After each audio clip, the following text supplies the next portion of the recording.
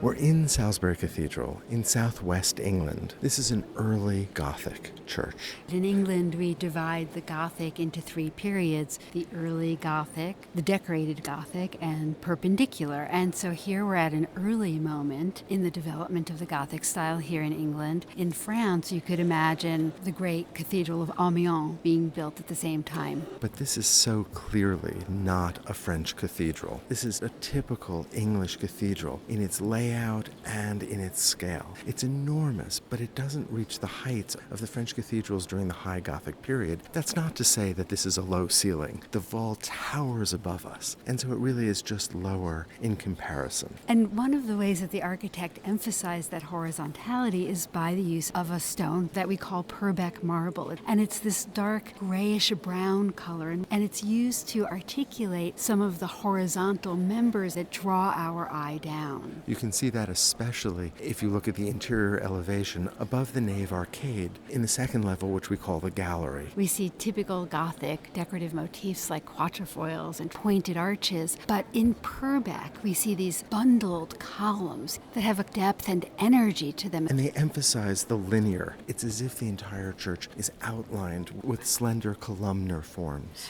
Well, we have these slender columns in the nave that are surrounded by smaller columns that are slightly detached. But then the pointed arch itself is so deep with this rolled molding that emphasizes the depth of the wall. But we also see it in the dimensionality of the wide gallery, and even above that in the depth of the clerestory, where there's a narrow passage between the exterior glass and the interior space of the nave. This was all once brightly painted. So what we're looking at is rolls of stone. Each roll would have been picked out in different colors, and so it would have even seemed more linear, I think. But we should start perhaps by just noting that we have a typical Gothic elevation of a nave arcade with pointed arches, and above that gallery, and above that a clerestory, and then typical ribbed four-part groin vaults. Salisbury Cathedral was built very quickly. The main part of the church was built within 38 years, which means there's a continuity, a kind of consistency. The cloister was added later, and then the tower was raised higher, and the spire was added. And because that tower and spire is so heavy, the architects added strainer arches to help support that weight.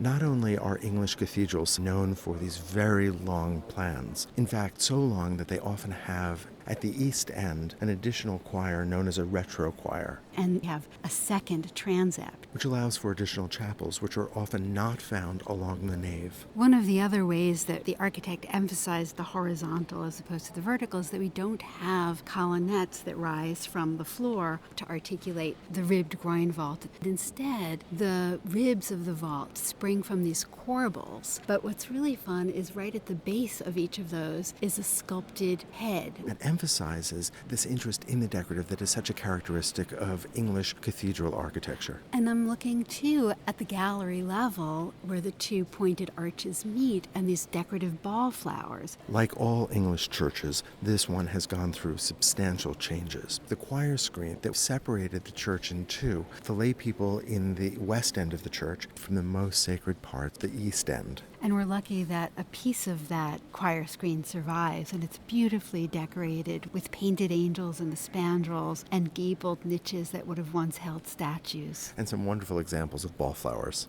You had mentioned that this church was originally painted in different colors to articulate the architecture. But in the vaults high above us, above the choir, in the eastern section of the church, there were rondels of paintings that historians believe reflected the liturgy that was performed in the church below. Those original Gothic paintings were covered over, were whitewashed, but we know that they included images of prophets and a sibyl, of angels, of Christ in majesty. This church is filled with so much 19th century stained glass, but originally most of the stained glass was grisaille, that is, tones of gray, and we can see some of that in the south transepts. But much of the Victorian stained glass does include biblical stories and figures, and there are two especially beautiful windows by the great Victorian artist Edward Burne-Jones. These are two lancet windows that are occupied mostly by these interlacing vines and leaves. But the four angels are brilliantly colored. colored. One is green with these incredibly elaborate yellow wings. We have a brilliant blue angel, and both of those angels hold staffs. On the right, we have two angels that hold harps and are both in brilliant red.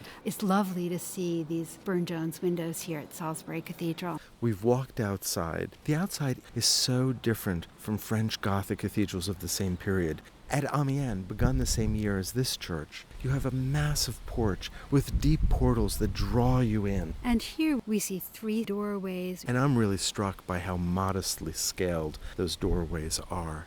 And here the west front is larger than the church behind it.